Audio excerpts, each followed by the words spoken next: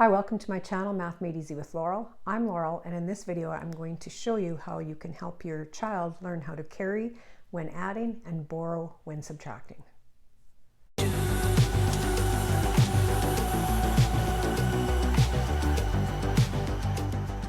When children are first learning how to add and subtract on paper, they may find the concept too complex, especially when they need to carry. So for example, if I was going to add 16 plus 27, we start with 6 plus 7, which is 13.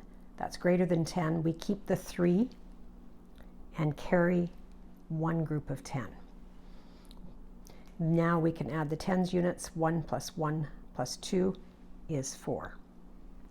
To make this easier to grasp, let's play around with some candy. Start with 16 and add 27. You can have your child add them together and add the total to see that the total is 43. But then to illustrate the idea of carrying, we can split 16 into one group of 10 and 6 singles. We do the same thing for 27.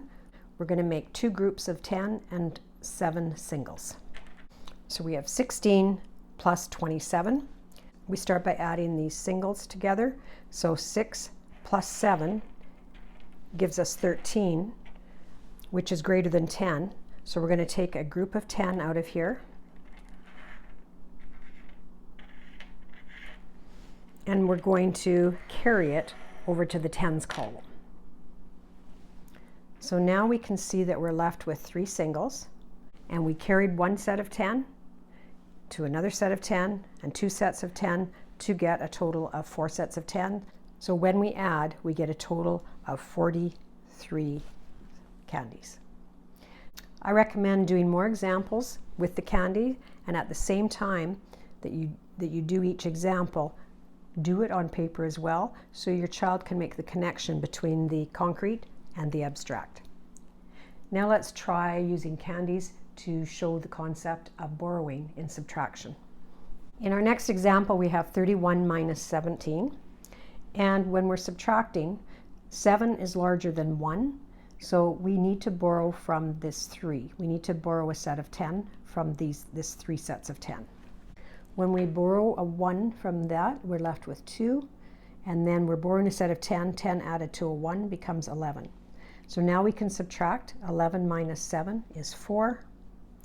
And then 2 minus 1 is 1. Now let's take a look at doing that example using candies. So we have 31 candies, and we're subtracting 17. So we're subtracting this number from this. So in other words, we're going to match it. We're going to take away all of these candies from there. So there's 1 we've taken away, and so on. So you can continue doing that until you subtracted 17 from this pile. You can see that we have 14 left. The other way we can do this is write 31 as 3 groups of 10 and a single.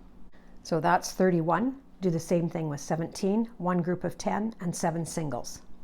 These candies represent 31. These candles represent 17.